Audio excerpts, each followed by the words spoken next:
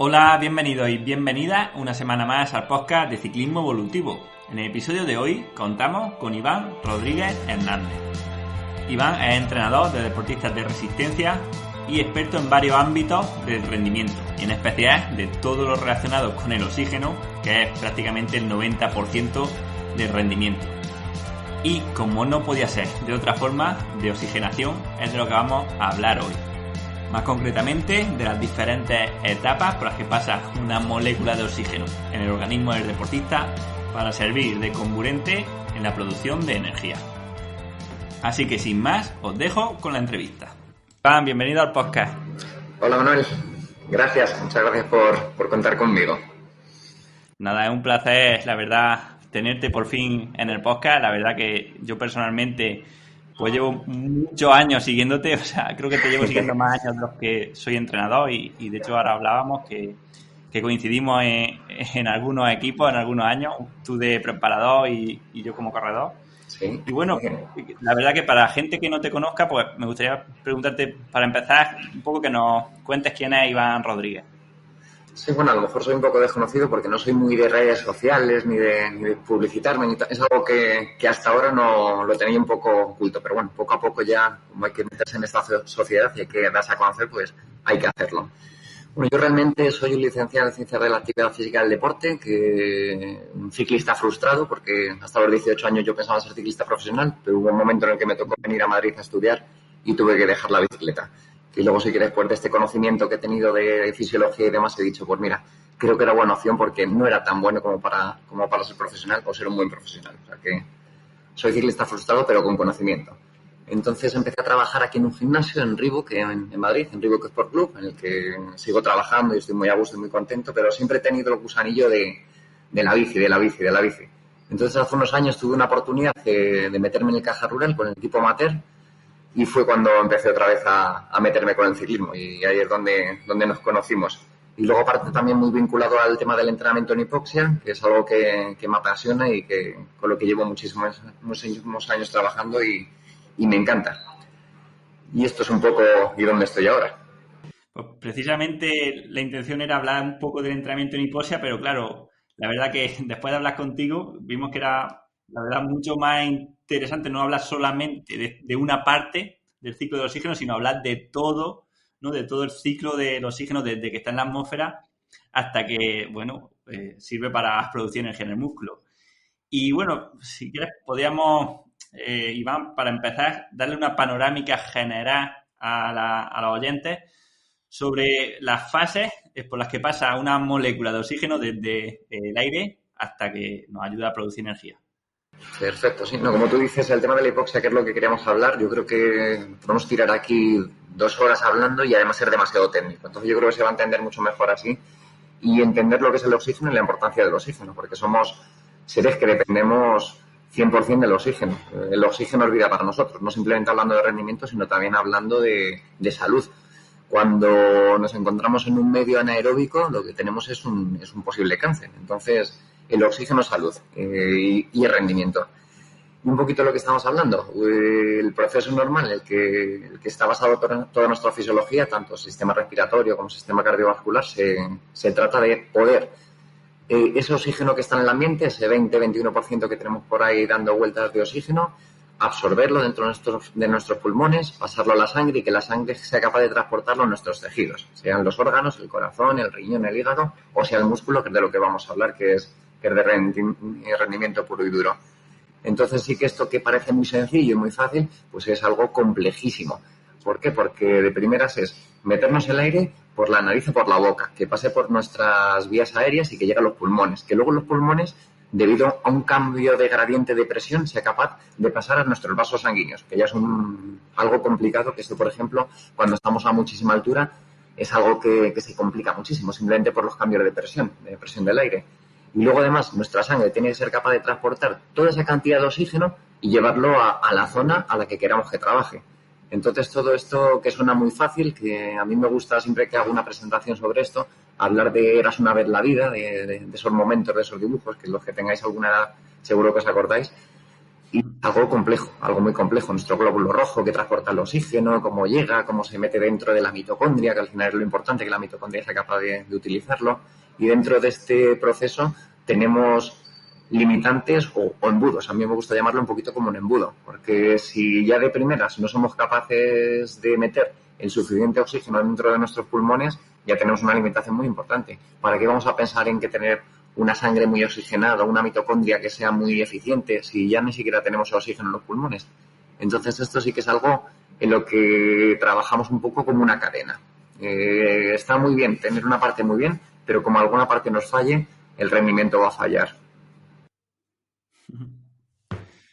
Pues perfecto, vamos a ver si, como decías que es muy complejo, vamos a ver si podemos ir haciéndolo por partes un poco más digeribles para los oyentes. Empezábamos, como decías bien, por la capacidad de absorción de este oxígeno pues de la atmósfera a la sangre a través de los pulmones. Dentro de esto, ¿dirías que es una capacidad que se puede entrenar o que debemos entrenar? Yo creo que sí, es algo que sí que... Yo me acuerdo cuando empecé a trabajar en Reebok, tuve la gran suerte de que el doctor Chisarro estaba aquí trabajando como responsable del centro médico. Y es algo que nos contaba. Hay que trabajar la musculatura inspiratoria, hay que trabajar la musculatura inspiratoria. Y yo para mí era, eso no vale para nada. Y ahora sí que muchos años después le tengo que dar la razón. Le tengo que dar la razón y es una de las cosas que yo sí que cuando cogíamos ciclistas amateur, a todos les medía y les valoraba. Y me parece una fuente de limitación muy, muy importante. ¿Cuál es el problema que tenemos? Que cuando pensamos en pruebas de esfuerzo y demás, lo que tenemos en la cabeza es una espirometría. ¿Una espirometría en qué se basa? Se basa en la fuerza o la presión que tú puedes hacer en la expiración. Pero de cara al rendimiento, una aspiración no nos sirve de mucho. Lo que nos sirve es la inspiración. Y sí que para esto tenemos aparatitos que nos permiten valorarlo. Yo lo que utilizo es el Power Breath y lo que me permite es, mediante un aparatito electrónico, ver la fuerza inspiratoria máxima, ver la presión que tenemos. Entonces yo sí que me he dado cuenta que dentro de, porque tengo la suerte de estar trabajando 6 años con los ciclistas del amateur del Caja Rural y cada temporada valoraba 22, 24, 26 ciclistas. Entonces cuando yo hacía estas valoraciones me daba cuenta que los muy buenos solían tener buenos valores, los más regulares tenían valores más regulares y había alguno que se iba un poco, que se alejaba. Había alguno bueno que no tenía tan buenos valores o había alguno malo que tenía buenos valores. ¿De qué me he dado cuenta yo con esto? Pues que puede ser una limitación. Si yo soy muy bueno, seguro que esto lo tengo relativamente bien. Y si lo tengo un poquito por debajo de donde debería estar, lo tendría que entrenar. ¿Por qué? Porque si ya no me llega el suficiente oxígeno a los pulmones, voy a tener un gran problema. Y no simplemente es tener la fuerza inspiratoria máxima, sino también tener una fuerza de resistencia de esta musculatura inspiratoria, que es lo que nos puede crear una fatiga importante de cara a un final de etapa, de cara a una vuelta, y esto sí que es algo muy, muy importante. Y sí que dentro de esto, yo al principio cuando empecé a trabajar con esto, pues no tenía muchos datos. Yo me veía a mis clientes de bajo nivel y tenía por lo que seguían las pautas. Pues si estás en un valor de 1,2, 1,5 respecto a tu peso, está muy bien. Pero yo me di cuenta que cuando empecé a medir a los ciclistas, daban bastante más. Incluso he tenido casos portentosos de estar haciendo 3 veces su peso. La presión está medida en centímetros de mercurio y si tú pesas 60 kilos y eres capaz de mover 180, eres una persona portentosa en este sentido. O sea, ¿para qué vas a trabajar más? Ya lo tienes ahí. ¿Qué me ha pasado con algunos de los ciclistas? Y le he dicho, pues mira, por naturaleza o por lo que sea, o por genética, o aquí estar muy bien, no tienes que trabajarlo. Sin embargo, los que están un poquito más justitos sí que tienen que trabajarlo. Y sí que al principio me basaba en un estudio que se hizo en Japón sobre deportistas olímpicos que iban a participar en las Olimpiadas. Y yo cada vez que había los valores era de estos, han quedado muy cortos. Entonces lo que hago ya es utilizar mi propia valoración después de estos 5 años de medir y medir y medir.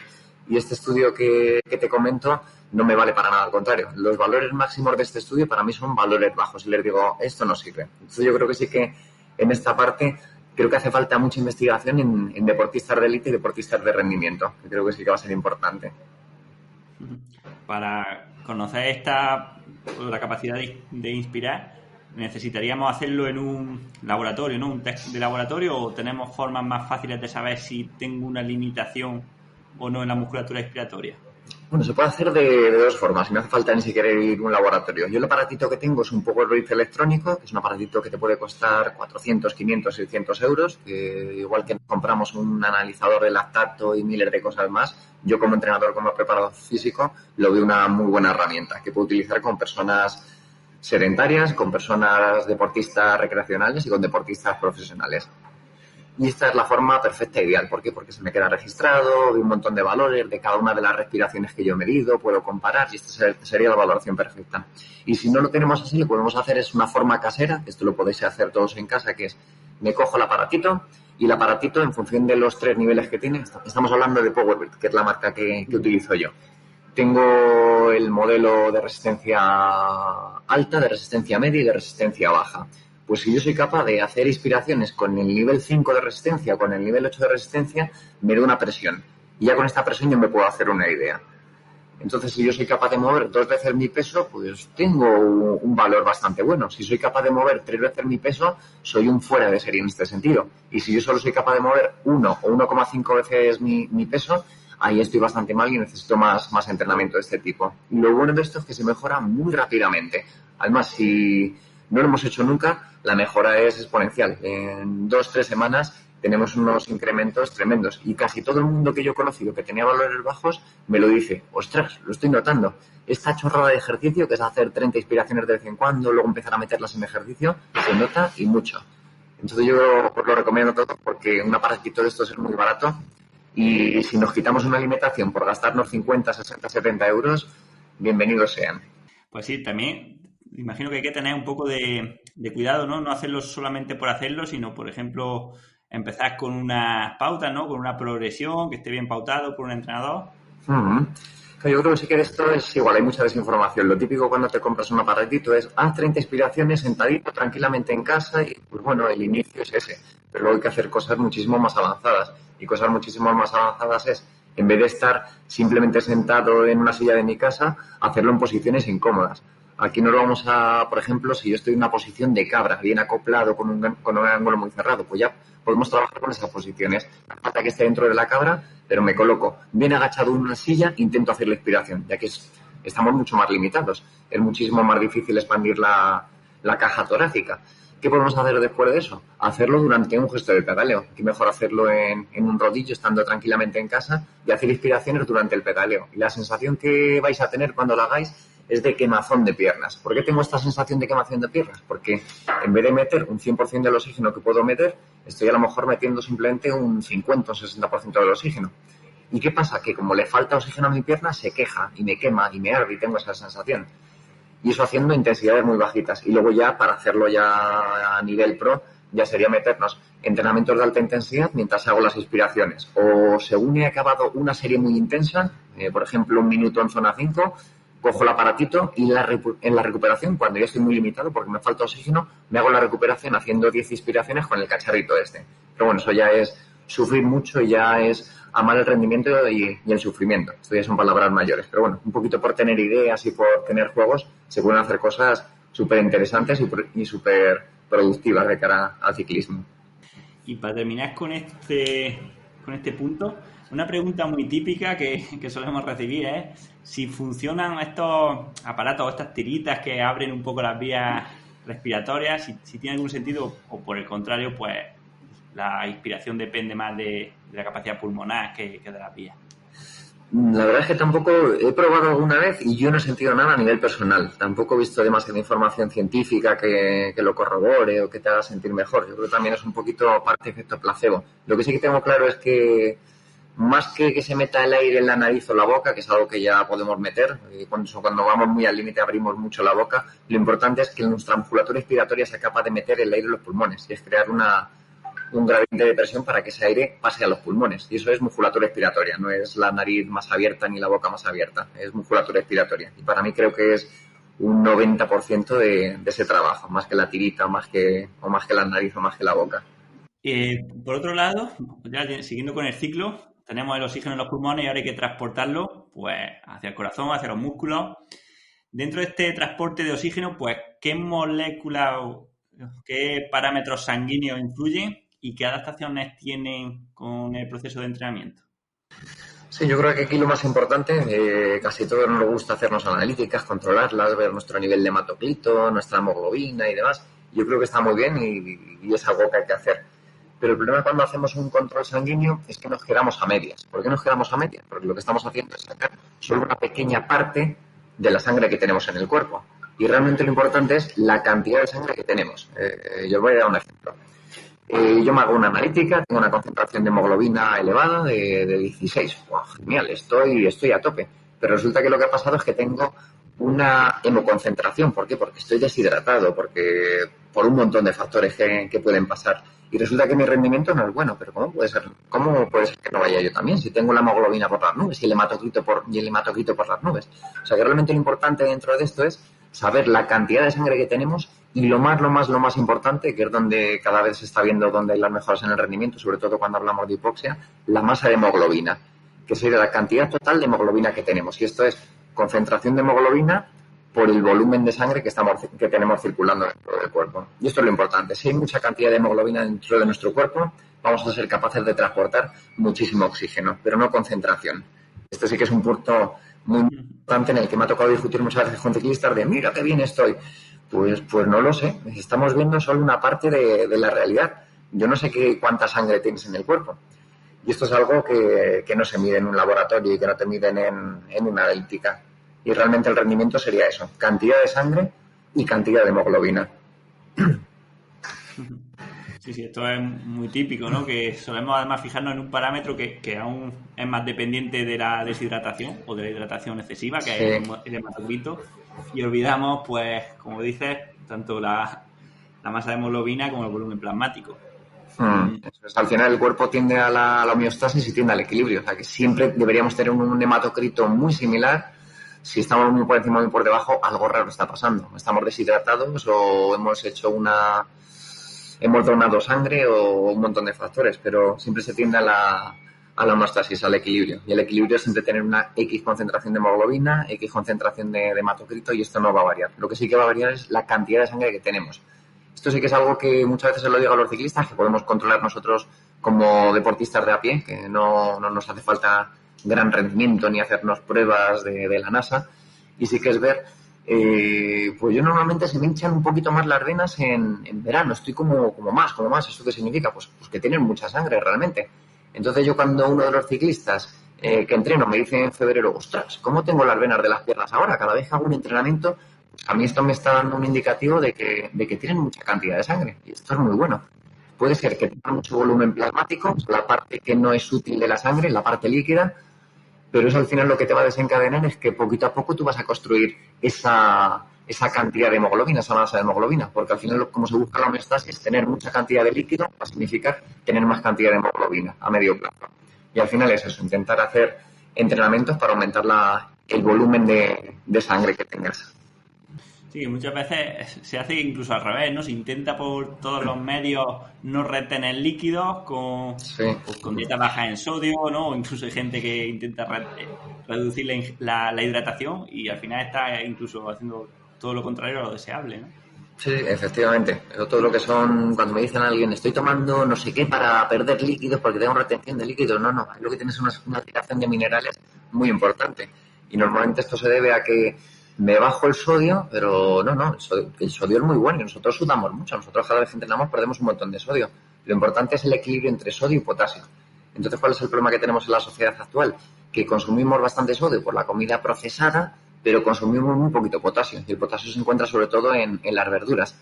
Entonces, si queremos perder líquido, porque retenemos líquidos, entre comillas, lo importante no es disminuir el sodio, sino aumentar la cantidad de potasio. Y esto yo creo que sí que es fundamental. Y si tenemos un buen equilibrio de sales minerales, sodio, potasio y magnesio, ahora ya es aumentar la cantidad de sangre. Y esto se puede hacer perfectamente con entrenamientos en calor, que es algo que cada vez creo que se va a poner más de moda y creo que es el entrenamiento del futuro. Pues si quieres precisamente podemos hablar de eso, ¿no? Que imagino que todo el mundo está diciendo ¿cómo puedo mejorar mis adaptaciones sanguíneas? Una pauta de entrenamiento en calor que puede ser simplemente en condiciones de calor o con de alguna metodología especial. Vale, yo creo que los entrenamientos en calor, lo primero es pasar calor y pasarlo mal. A mí me gusta mucho hacer saunas, me meto una sauna o 2 saunas a la semana, o sea que si tenéis posibilidad de utilizar una sauna es la herramienta perfecta. Y sauna seca, la sauna de calor de verdad, no un baño turco de temperaturas medianas y mucha humedad. Calor, porque al final lo que necesitamos es que haya mucha temperatura interna dentro del cuerpo. Entonces yo tengo mi cacharrito, mi Garmin, y mi Garmin me dice la temperatura interna. Entonces yo lo que hago es no hacer un tiempo, porque todo el mundo me dice, oye, Iván, ¿cuánto tiempo hago en la sauna? Pues depende de la temperatura previa que tú lleves. Si yo acabo de meterme un entrenamiento de 2 horas con mucha intensidad, pues la temperatura interna de mi cuerpo es muy elevada. Pues a lo mejor con 10 minutos de sauna estoy ya haciendo un trabajo muy exigente. Y hay días que a lo mejor vengo después de estar en la calle a 0 grados y tengo una temperatura corporal muy bajita y necesito el doble de tiempo. O sea que al final se trataría de conseguir una temperatura interna del cuerpo. Lo podemos hacer con un termómetro, lo podemos hacer ahora que casi todos tenemos nuestro Garmin, le dejamos pegado a nuestra piel y vemos si conseguimos una temperatura. Y a mí me parece algo perfecto y como la base. Intentar pasar calor de forma pasiva. Que no tenéis una sauna se os complica porque no vais a un gimnasio con sauna o no todo el mundo tiene una sauna en casa, por supuesto. Pues lo podemos hacer incluso con baños de calor. Me cojo mi bañera, me lleno la temperatura con agua, la pongo a 36 grados 37, que ahí es agradable, y poquito a poco lo que voy haciendo, una vez que estoy metido para no pasarlo mal, entre comillas, voy subiendo y dando el agua caliente, cada vez un poco más y cada vez un poco más. Y si soy capaz de aguantar ahí un ratito con el agua a 41 grados, 42, 43, el efecto es igual que una sauna. O sea, la sensación de sudar dentro del agua es tremenda y al final buscamos un poquito lo mismo, son estas adaptaciones del calor. Pues simplemente haciendo estos 2 pasos, que vamos a llamarlo entrenamiento invisible, porque no hay que hacer nada, simplemente estamos parados, estamos pasivos, estamos consiguiendo muchísimos beneficios. Incluso una buena opción, que cada vez hay más investigación, es hacer esto después de un entrenamiento. Me he metido mis 2 o 3 horitas de bicicleta y cuando llego a casa me pego mi baño caliente. Luego 1 o 2 días a la semana y tengo grandes beneficios. Y tengo grandes beneficios por el aumento de volumen plasmático y a medio plazo por el equilibrio, lo que estamos hablando antes de la homeostasis, me va a aumentar la masa de hemoglobina, que al final es lo que consigue el rendimiento.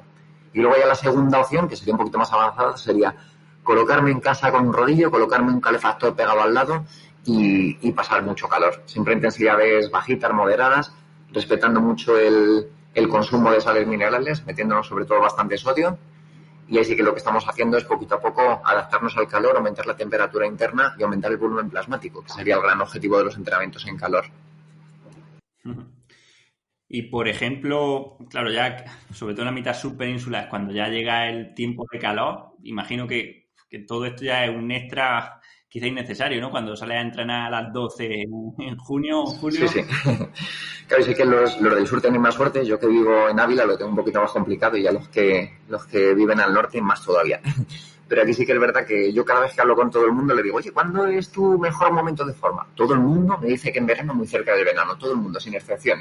A no ser que hagas algo muy raro de que te quieras preparar alguna competición al principio de temporada, siempre está más en forma en verano. Y esto no es curiosidad. O sea, no es que casualidad de que todo el mundo está en forma en verano porque tiene más tiempo, tiene más ganas o más motivación. Es simplemente por eso. Cuando empezamos a tener entrenamientos en calor, que como tú dices, en verano hay que pasar calor y hay que estar a 30, 35 o hasta 40 grados, ahí estamos aumentando nuestro volumen plasmático. O sea que eso mejora sí o sí. Y como tú dices, hay un momento en el que ya cuando en la calle tenemos 30 grados, pues salgo a las 12, salgo a la 1, salgo a las 2 y ya tengo ese entrenamiento en calor hecho, no hace falta que la haga dentro.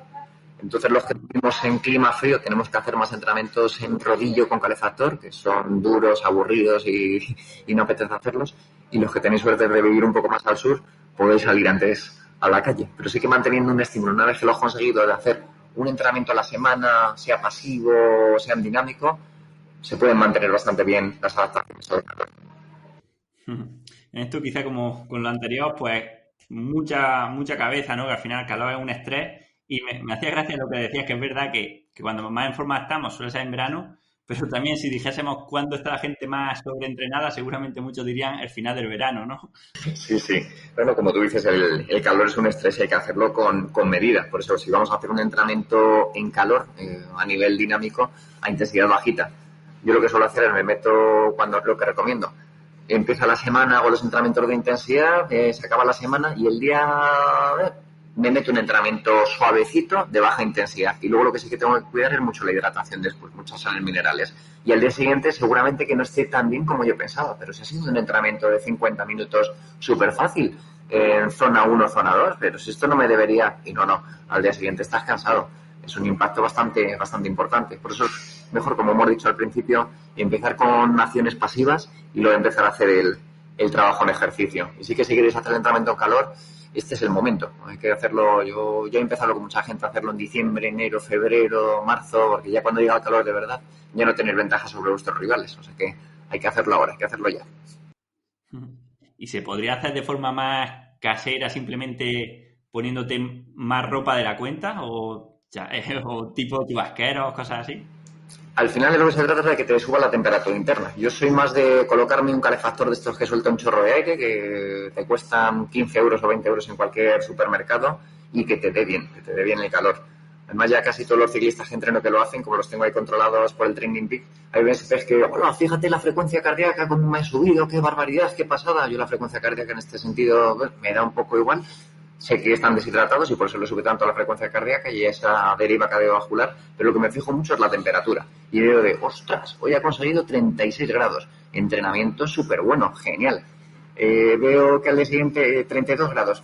Este no ha sido tan bueno, no te has metido tanto calor. Ah, es verdad, es que la estufa me la puse justo cuando arranqué. No, calienta bien la sala, calienta bien la zona. Entonces sí que para que te aumente mucho la temperatura, si tienes una tienda de campaña y te metes el rodillo dentro de la tienda de campaña, enseguida vas a coger calor. Si lo haces en un salón inmenso, el calor se va a perder, o lo haces dentro de una nave que es súper alta. Entonces aquí sí que conviene hacer este entrenamiento de calor para que sea más eficiente. Cuanto más pequeñito sea el recinto, mucho mejor. Incluso hasta te puedes meter el rodillo en el baño si puedes, cierras todo a cal y canto y hacerlo.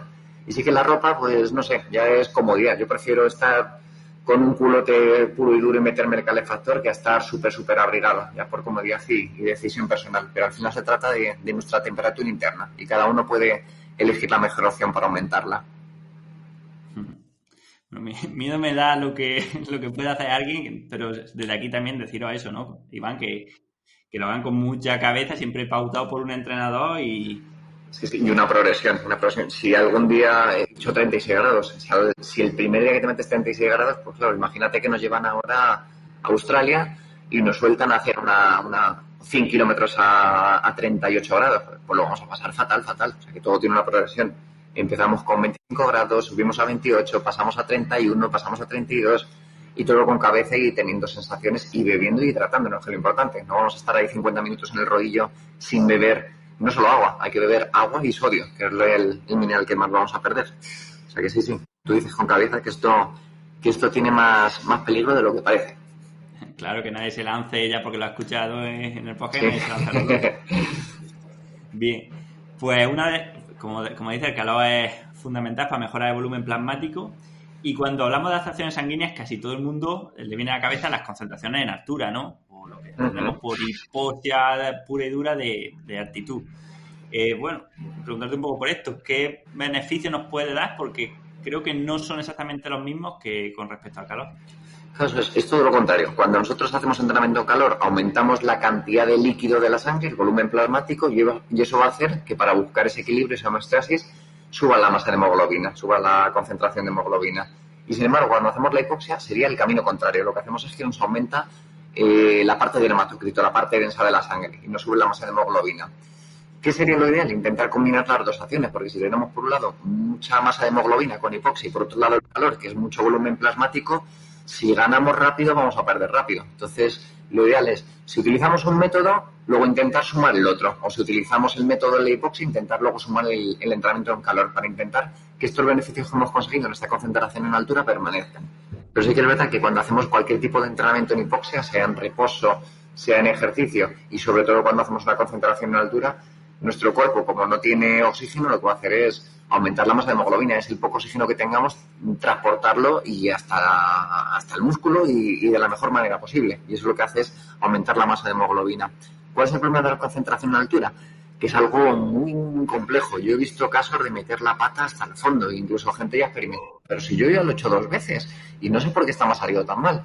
porque depende de cómo esté tu sistema nervioso. O sea, para mí lo de ir a una concentración en altura, llevarte variabilidad cardíaca, controlar la variabilidad cardíaca es fundamental, si no, no lo hagas. Controlar la alimentación, pues también hay un montón de cositas que hay que controlar. ¿Me suplemento con hierro? No, pero es que si me suplemento demasiado me sube la fibra y lo que voy a hacer es absorber poco hierro. Pues también son cosas que hay que controlar. Hay que comer mucho más hidrato de carbono, porque si estás arriba y pierdes 2 kilos, qué bien, he perdido 2 kilos, estoy mucho más fino. No, es que has perdido de los 2 kilos 1,2 kilos de masa muscular, porque el estímulo de estar arriba es mucho más fuerte de lo que parece. Entonces yo todo lo que son concentraciones a la altura recurriría a alguien que controle mucho del tema, porque es súper fácil meter la pata. Otra cosa ya es hacer una hipoxia en ejercicio, que tengo una maquinita, me la pongo, o hacer hipoxia en reposo, que es muchísimo más fácil todavía y tiene menos efectos secundarios. Pero todo lo que es el entrenamiento en hipoxia funciona muy bien, todos lo hemos visto, en mucha publicidad, mucha promoción, pero hacerlo bien es bastante más difícil de lo que parece. Pero bueno, hoy si tenemos tiempo nos hablamos de la hipoxia pura y dura, que era el primer objetivo, el objetivo inicial. Bueno, de eso podemos hacer otro podcast hablando más de las concentraciones en altura, porque es que es lo que tú dices. O sea, yo he visto gente irse a altura y bajar destrozado, o sea, echar a perder el año, y otra gente que le sienta genial. Sí, y al final es por no tener el control. Si ni siquiera eres capaz de llevarte un pulsosímetro para ver la saturación que tienes, yo mismo me he ido a Sierra Nevada y ha habido un año que estaba a 95, 95 de saturación. Es que el estímulo es casi insuficiente. Como estoy una semana, no me vale para nada estar arriba. Y ha habido otras veces de estar cansado, de llegar allí y tener una saturación de 91, 92. Soy el mismo. Soy Iván Rodríguez, pero ¿qué me ha pasado de un año para otro? Pues en una he llegado muy cansado, muy fundido, y en otra estaba muy descansado, o el cuerpo cambia. Entonces, si no controlamos, por un lado, la saturación de oxígeno, tenemos un problema. Y por otro lado, la variabilidad cardíaca, para ver si estamos asimilando bien esa concentración, estos entrenamientos, también.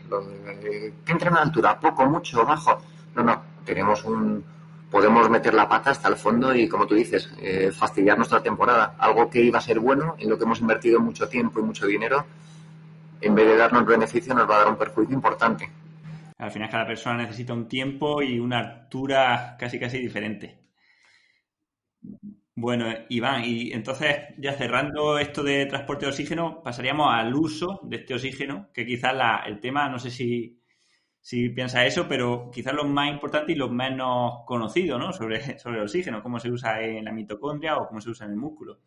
¿De qué depende este uso de oxígeno por la musculatura?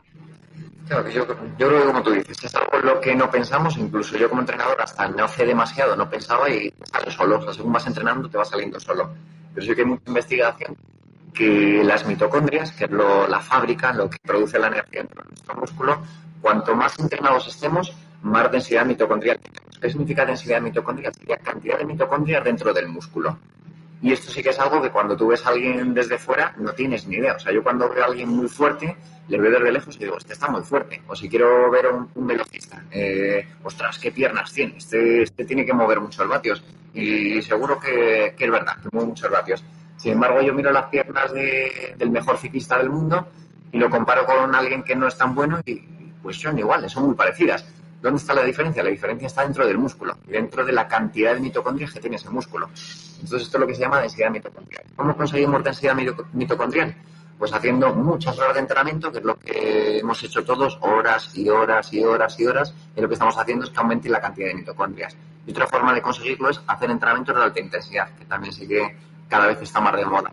¿Cuál es el problema de hacer horas y horas y horas de entrenamiento? Que hay un momento en el que ya no caben más mitocondrias dentro de nuestros músculos. Ahora mismo a cualquiera de los grandes ciclistas, Roglic, Pogačar y demás, pues tiene una cantidad de mitocondrias ya que no le entra ninguna más. Entonces lo que tenemos que hacer es intentar que esa mitocondria, que ya está al límite porque no va a caber ninguna más, que sea muchísimo más eficiente. Entonces tenemos por un lado la cantidad de mitocondrias, que cualquiera de nosotros que no somos tan buenos, a lo mejor tenemos todavía un poquito de margen para aumentarlos, pues ya cuando hablamos de alto rendimiento ya están casi a tope y lo que tenemos que hacer es mejorar la eficiencia de las mitocondrias.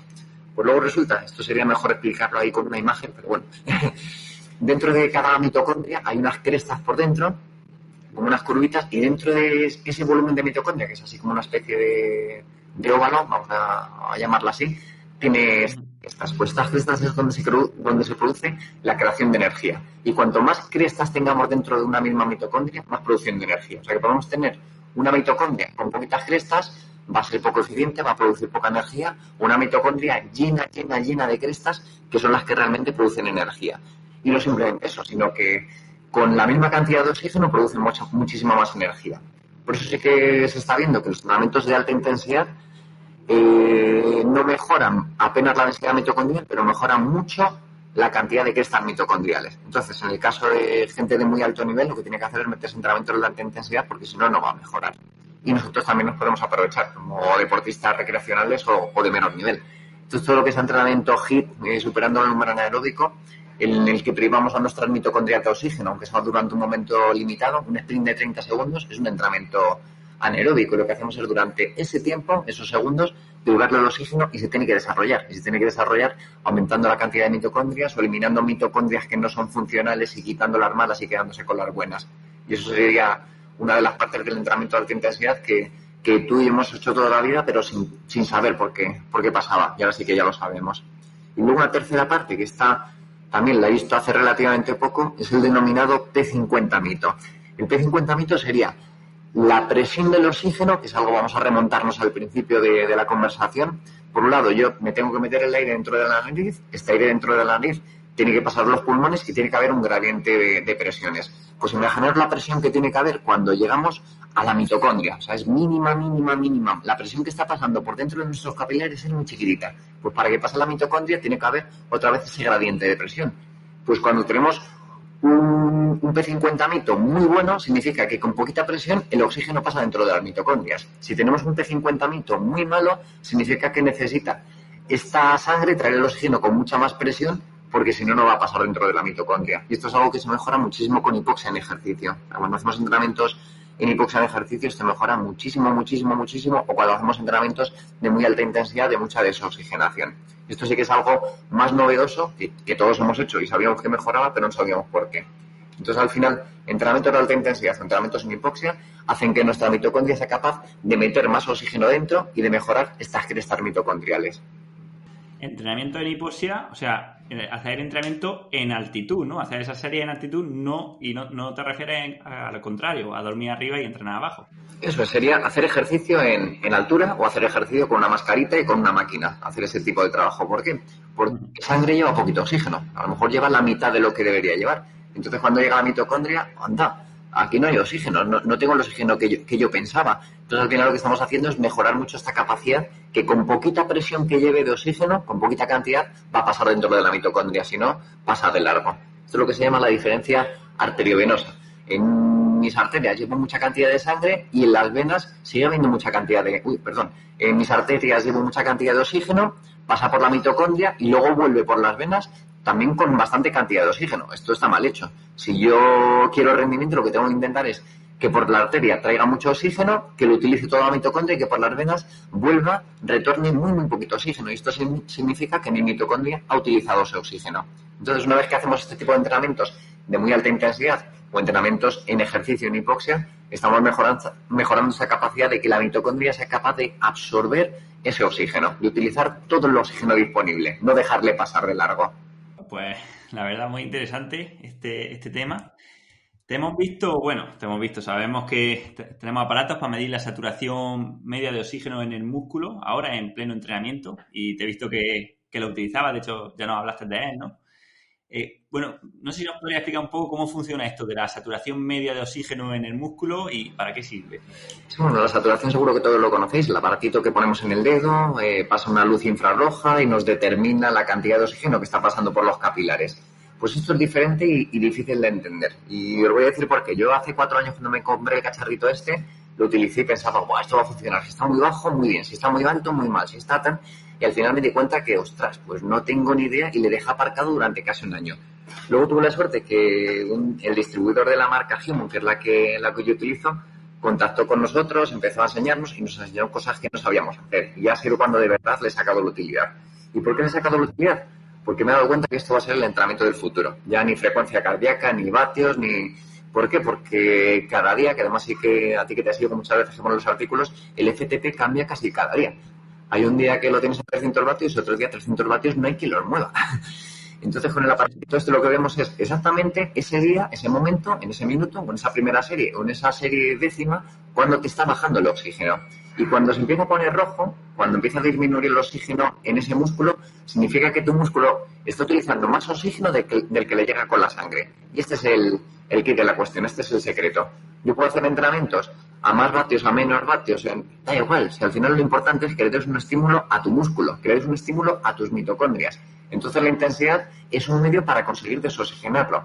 ¿Qué significa esto?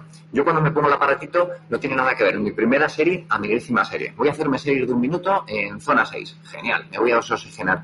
Pero como intente clavar la intensidad, todas las hago a, voy a decir un número 450 vatios. La primera es llevadera, no me baja mucho el nivel de oxígeno en el músculo, pues es un estímulo medio. Y sin embargo la última no soy capaz de acabarla. ¿Qué significa esto? Pues que la fatiga cambia. Y sin embargo, si tú te vas al software, abres tu VKO y miras los datos, ha sido igual la primera que la 10ª. No. No. A nivel numérico, sí. La carga externa es la misma, pero la carga interna, la que soporta tu cuerpo, que es la que te hace mejorar, es totalmente diferente.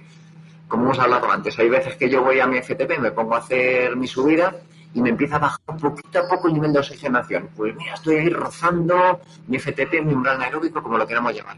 Hay veces que queriendo ir con los vatios a los que yo voy, que son los estimados, no me baja nada. Y si no me baja nada, significa que ese día estoy fuerte y puedo subir 5 vatios o 10 vatios. Pues ya está, aquí tenemos una información en el momento en que podemos utilizar en este sentido. Entonces, para mí, todo lo que sea entrenamientos de privar de oxígeno a nuestra musculatura, a nuestras mitocondrias, los vatios me valen de relativamente poco, está muy bien tener los datos y archivarlos, y lo que me vale es ver el efecto que está teniendo en mi cuerpo. Y esto es con este aparatito, pegado al músculo y saber qué está pasando en ese músculo. Luego tenemos un inconveniente, que es que solo sabemos lo que está pasando en un músculo. Si ya tuviéramos 2 aparatitos, mejor, y si tuviéramos 4, mejor todavía. Porque la limitación muchas veces no viene del cuádriceps de la pierna derecha, a lo mejor te viene del cuádriceps de la pierna izquierda, pero yo ese de viene puesto en la pierna derecha. O a lo mejor esa gran limitación me viene del glúteo. Y yo no lo sé, pero lo que me dice a mi cerebro, a mi parte interna es deja de pedalear, porque está al límite. Y el que está al límite no es mi vasto externo, el que está al límite es mi glúteo. Entonces me parece una tecnología que creo que va a ser el futuro del entrenamiento, pero todavía faltan cositas por mejorar o cositas por aprender. Yo, cuando me dicen, me gustaría que viniese a dar una charla sobre esto, digo, bueno, voy a contar lo poco que sé, porque de verdad que cuanto más veo esto, más me doy cuenta de que sé poco. Pero me parece algo súper interesante y además que tampoco cuesta demasiado dinero y creo que va a ser muy útil en un futuro. Espero que dentro de 2, 3, 4, 5, 6 años estemos utilizándolo y aprendiendo muchísimo más y sabiendo mucho más cómo utilizarlo. El potencial que tiene creo que es inmenso, y es que, como dices, es una de las pocas formas no invasivas que tenemos de medir la carga interna. Eso sí, todos los días. Además, todos los días, porque si tú te vas a hacer un análisis del lactato, el lactato puede cambiar por la deshidratación, puede cambiar incluso por la alimentación, si has comido mucho hidrato de carbono o si ya estás acercándote a la pájara y el lactato no te sube, si ya tienes poco glucógeno en el cuerpo. Y esto sí que no cambia. O sea, el oxígeno es la fuente principal. Si no hay oxígeno, no hay rendimiento, no hay movimiento. Entonces somos capaces de controlar. Yo sobre todo lo utilizo para mis entrenamientos anaeróbicos o los entrenamientos anaeróbicos que tengo con mis entrenados. Y me parece la herramienta perfecta para hacer este tipo de control. Saber cuánto me ha bajado la oxigenación, saber cuántas series tengo que hacer, saber si... Es más, yo cuando mando a alguien este tipo de trabajo, ya no le digo ni unos vatios ni un tiempo. Le digo, quiero que bajes hoy 15 puntos de saturación. 15 puntos. ¿Y cuánto tengo que estar? Pues le puedes dar una orientación, pero al final es que baje 15 puntos. Y los 15 puntos los puede bajar en 1 minuto o en 1 minuto y medio. O los puede conseguir a 500 vatios o a 525. Me da igual. Yo lo que busco es que se desoxigene el músculo. Entonces ya pierde un poco de valor todo el concepto este de los vatios y demás, que ahora me dirá alguien, joder, si me acabo de comprar el potenciómetro, ya me está diciendo que no vale para nada. No, vale mucho. Pero al final se trata de tener una herramienta que controle lo que pasa dentro de tu cuerpo, que al final es lo importante, no lo que pasa en la bicicleta y en las bielas. Sí, yo creo, para que la gente lo entienda, ¿no? Creo que la dinámica esta de la saturación es similar a lo que puede querer decirnos la W', ¿no? La reserva de energía anaeróbica, pero claro, midiendo, o sea, no siendo un modelo matemático, sino midiendo en realidad el músculo, ¿no? Es un poquito ese concepto, pero más complejo todavía, más completo. ¿Por qué? Porque si yo me cojo mi V', que yo lo he utilizado algunas veces, vale, me ha bajado, me ha acercado a mi límite. Ese límite es es teoría pura y dura que luego no funciona, porque de repente tengo un récord de UP' y le he mejorado un montón. Al contrario, este día he llegado a mi límite y no lo he conseguido. Pero ¿qué pasa con la recuperación? Me he dado cuenta que hay gente que recupera la oxigenación en segundos, hay gente que necesita casi un minuto para recuperar la oxigenación después de un sprint de un minuto. Y la cosa cambia mucho. Y yo creo que como buen ciclista, que yo creo que tenemos ejemplos de deportistas muy anaeróbicos, pues Alaphilippe o Valverde, o que estos son capaces de desoxigenarse y reoxigenarse con que bajen un poquito la intensidad. Entonces hay perfiles de ciclistas que necesitan llevar un ritmo muy constante y perfiles de ciclistas que prefieren dar un pequeño palo, aumentar mucho la intensidad, desoxigenarse y luego en el momento que bajan un poquito 10-15 segundos ya están reoxigenados. Entonces esto también me permite ver un poco el perfil de mi ciclista. Yo lo he visto. Yo, por ejemplo, que soy una persona muy fondista, me gusta hacer deportes de larga distancia, me gusta hacer mis Ironman, mis pruebas de ultrafondo corriendo, pues soy de los que baja muy poquito la oxigenación. ¿Y por qué bajo poco la oxigenación? Porque no me exijo demasiado. O sea, a mí meterme entrenamientos de alta intensidad me cuesta. Entonces yo, para mí, Iván Rodríguez, como deportista de larga distancia, bajar 10 puntos de oxigenación, y bajar 12, y cuando estoy en 14 estoy en mi récord. Y luego, sin embargo, estoy llevando a gente que es capaz de bajar 20 puntos y lo hacen con cierta facilidad. ¿Qué pasa? Que ellos son capaces de desoxigenarse, de tener un buen P50 mito y ser capaz de extraer todo el oxígeno. Yo no soy capaz de hacer eso. ¿Por qué? Porque ya paso de competir, entre comillas, compito a mi nivel y ya no estoy con una mentalidad muy competitiva. Entonces disfruto entrenando, lo hago más por salud que por rendimiento. Pero si queremos rendimiento, esta capacidad de bajar mucho el nivel de oxigenación, y esto lo vemos todos los días que entrenamos y que hacemos unas series, es una herramienta importante y que hay que mejorar. Y esto lo podemos ver casi desde el primer día. Bueno, venga, que te voy a hacer un test de Wingate o te voy a hacer un minuto a tope, a darlo todo, quiero que llegues al fallo, o sea, que te quedes redondo de la bici. Y si Manu es capaz de, en esos 30 segundos, en ese Wingate, de bajar 20 puntos, pues tiene un buen nivel. Si es capaz de llegar a 30, eres un fuera de serie. Y si te quedas solo en 10, como yo, pues es un punto limitante en tu rendimiento. Deberías mejorar esto. Porque yo hago Ironman y voy a intensidades muy constantes. Pero si tú estás metido en una competición, sea mountain bike, sea carretera, sea lo que sea, necesitas oxigenarte, desoxigenarte. No vas a decir a todo el mundo, oye, tranquilo, que yo voy a mi ritmo. Aquí hay que aguantar y desoxigenarse todo lo posible. Entonces me parece una herramienta muy potente a la que de momento no se le está sacando mucho partido, pero que creo que tiene mucho futuro. Lo único que nos falta es más conocimiento para poder utilizarlo mejor. Pues me parece apasionante y estaremos atentos a lo que vaya publicando y enseñándonos sobre ello y también probando. Y bueno, un poco para terminar ya con todo esto, creo que mucha gente tendrá un poco un lío, ¿no? O querrá ahora ponerse a entrenar todas las cosas, todo a la vez, ¿no?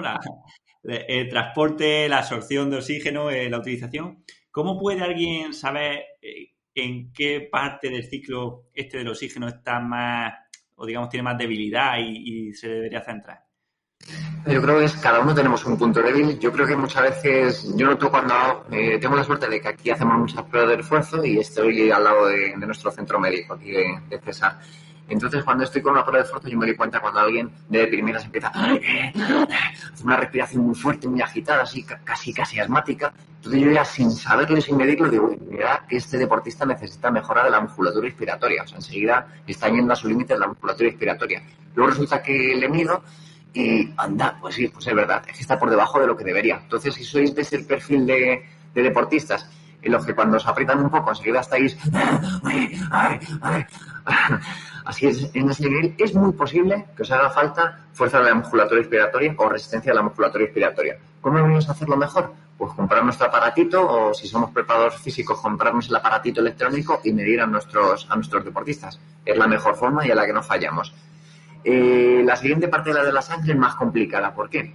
Porque para medir la sangre habría que hacer un test de reoxigenación de respiración con CO2. Y esto es algo que no se hace y que no he visto. Creo incluso que en España estaba prohibido hacerlo. No se hace aquí. ¿Para qué nos sirve esto? Para ver la cantidad de sangre que tengo y la cantidad de hemoglobina. Porque si me hago una analítica no me vale para nada. ¿Yo cómo lo hago ahora con la gente que entreno?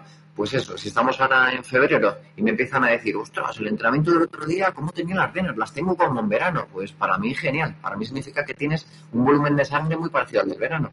La cosa no está funcionando muy bien. Sea por nuestros baños en calor, sea por nuestras saunas, o sea porque hemos empezado a hacer estos entrenamientos en calor de manera moderada y la cosa funciona muy bien. Y luego ya por último el tema de la oxigenación Lo que te he dicho, si yo ahora mismo te vienes un día aquí a Reebok y, oye, Iván, que me quiero valorar, pues yo te mediría lo que te puedo medir. Te puedo medir la capacidad de la musculatura respiratoria y te puedo decir, hermano, está súper bien, esto no lo trabajes porque ya estás en un buen nivel. Y no sé qué haces o qué no haces, pero lo tienes muy entrenado, incluso sin trabajarlo de manera específica. La parte de la sangre no te la puedo medir, y la parte de la desoxigenación sí que te la puedo medir. O sea, si tus mitocondrias utilizan bien el oxígeno. Te hago un sprint a tope, veo cuánto desoxigenas y a la velocidad a la que te reoxigenas. Y con esto ya sé que funciona muy bien. Y esto supongo que sin medir tanto y demás, si soy un ciclista normalito y no quiero gastarme en pruebas, pues lo que os he dicho. Si cuando voy fuerte estoy con una respiración muy agitada, seguramente que te venga muy bien hacer este tipo de entrenamiento. Me compro un Power Breath manual que me cuesta 60 euros y empiezo a entrenarlo en casa. Y si tengo el problema en el que me ha sacado un poquito de punto y ha hecho ¡pum!, pues significa que posiblemente no seas capaz de reoxigenar como debería reoxigenar. Entonces, si quiero ser un Alaphilippe que voy a tirones y vuelvo a bajar y vuelvo a bajar y vuelvo a subir y vuelvo a bajar y vuelvo a subir, significa que tengo una capacidad de utilizar mucho el oxígeno, o sea, le exprimo al máximo y soy capaz de reoxigenarme inmediatamente. Entonces, ya es un poco nuestra forma de ser como ciclistas, pero no es que yo soy un ciclista que en el momento que me pasan un poco por encima, no, se puede mejorar. Aunque genéticamente yo soy un ciclista maratonista y prefiero subidas largas y constantes, eso lo puedes mejorar. Otra cosa es que te gusta hacerlo, porque normalmente lo que nos gusta entrenar es lo que mejor se nos da. Pero habrá que entrenarlo si quieres mejorar. Y si es un punto débil, lo podemos hacer y lo podemos conseguir. Joder, pues muy interesante, Iván, la verdad. Me han dado ganas de pasarme en cuanto vaya por Madrid. A que pues me pásate. Nosotros encantados. Bueno, Iván, pues cuéntanos dónde te pueden encontrar. Sí, bueno, yo tengo, aparte de mi trabajo en Reebok Sport Club, que es donde estoy aquí, que tenemos nuestro centro de rendimiento en el que hacemos valoraciones de economía de pedaleo, que es algo muy interesante, también otro tema para hablar otro día. Hacemos nuestros entrenamientos en hipoxia, nuestras valoraciones mecánicas y demás. Tengo un blog que se llama ivanreebok.com, en el que me gusta poner cosillas. A veces que no hablo de ciclismo y de cosas que nos gustan tanto, pero como soy muy curioso, pues incluso hablo de temas de nutrición.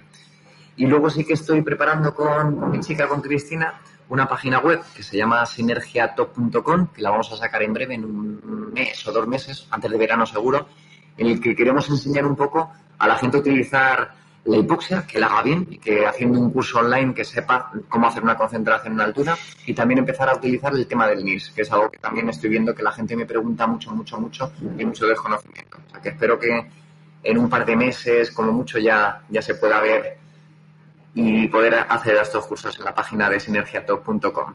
Pues estaremos atentos. Pues nada, un placer tenerte por aquí, Iván, y espero, la verdad, que no sea la última. Para terminar, me gustaría pedirte que nos dejases una canción y terminamos con ella. Genial. Bueno, pues muchas gracias por tu invitación y por dejarme hablar tanto y tan extendido. Además, tus preguntas han sido muy interesantes.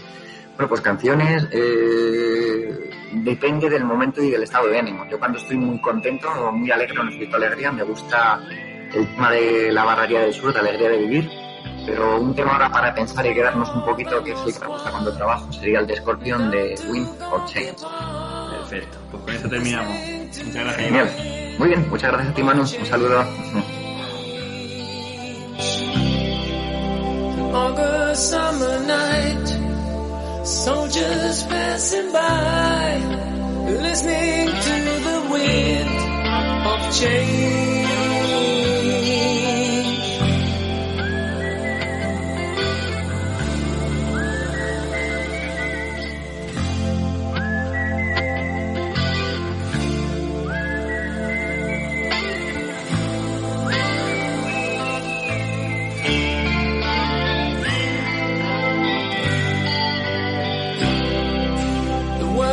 Closing in.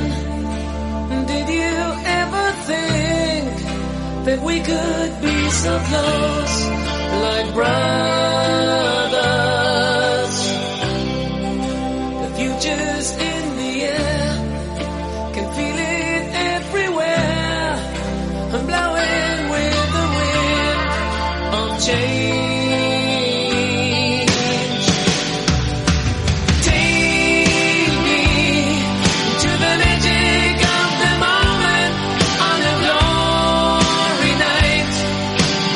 The